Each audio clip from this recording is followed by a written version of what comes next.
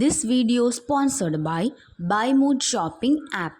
டிஸ்கிரிப்ஷனில் லிங்க் கொடுக்குறேன், செக் பண்ணி பாருங்கள். இப்போ நம்ம வாங்க வீடியோக்குள்ளே போகலாம்.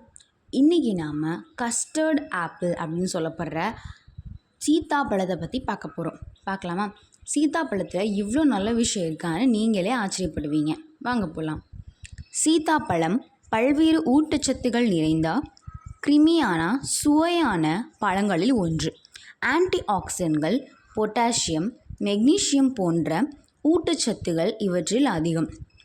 சீத்தாப்பழம் அதிக இனிப்பு சுவை கொண்டது. அதனால் நீரிழிவு பிரச்சனைகள் உள்ளவர்கள் எடுத்துக்கொள்வதை தவிர்க்க சொல்வார்கள். ஆனால் எப்போதாவது எடுத்துக்கொள்ளலாம்.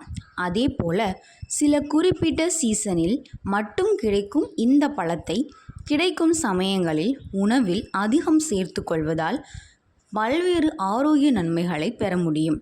பொட்டாசியமும் சோடியமும் சமநிலையில் இருக்கக்கூடிய சில பழ வகைகளில் சீத்தாப்பழமும் ஒன்று.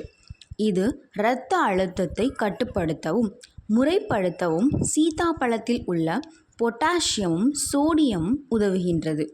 அதிகப்படியான மெக்னீசியம் கொண்ட உணவுகள் இதயத்தின் தசைகளை ரிலாக்ஸாக வைத்திருக்க உதவும். இதனால் மாரடைப்பு, பக்கவாதம் போன்றவை நம்மால் தவிர்க்க முடிகிறது. மேலும் சீத்தாப்பழத்தில் உள்ள நார்ச்சத்துகள் மற்றும் நியாசின் போன்றவை உடலில் உள்ள கெட்ட கொலஸ்ட்ராலை குறைத்து நல்ல கொலஸ்ட்ராலை அதிகரிக்க செய்யும். சீத்தாப்பழத்தில் விட்டமின் சி அதிகமாக இருக்கிறது. கண் ஆரோக்கியத்தை மேம்படுத்தும் ரிபோஃப்ளேவின் சீத்தாப்பழத்தில் அதிகமாக இருக்கிறது. ஃப்ரீ ரேடிக்கல்ஸை எதிர்த்து போராடி சர்ம செல்களை சேதமடையாமல் பாதுகாக்கிறது. வயதாவதால் ஏற்படும் கண் பார்வை சம்பந்தப்பட்ட பிரச்சனைகள் வராமல் தவிர்க்க சீத்தாப்பழத்தை அடிக்கடி சாப்பிடுவதும் நல்லது. சீத்தாப்பழத்தில் நிறைய ஃப்ளவனாய்டுகள் இருக்கின்றன. இவை புற்றுநோய் எதிர்ப்பு பண்புகளை கொண்டவையாக இருக்கின்றன. அதோடு சீத்தாப்பழத்தில் ஆல்கலாய்டுகள் மற்றும் ஆசிடோடோஜின் போன்றவை அதிகமாக இருக்கின்றன. சீத்தாப்பழத்தை அடிக்கடி எடுத்துக்கொள்வதன் வாயிலாக புற்றுநோய் செல்களின் வளர்ச்சிக்கு காரணமாகும் செல்களை தாக்கி அழிக்கும் தன்மையை கொண்டிருக்கின்றன.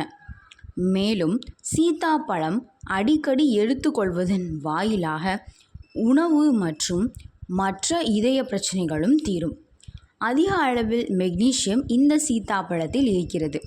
இது நம்முடைய உடலில் உள்ள நீர்த்தன்மையை சமநிலைப்படுத்தி மூட்டுகளில் அமிலங்களின் சேர்க்கை ஏற்படாமல் பார்த்து கொள்ள செய்கிறது.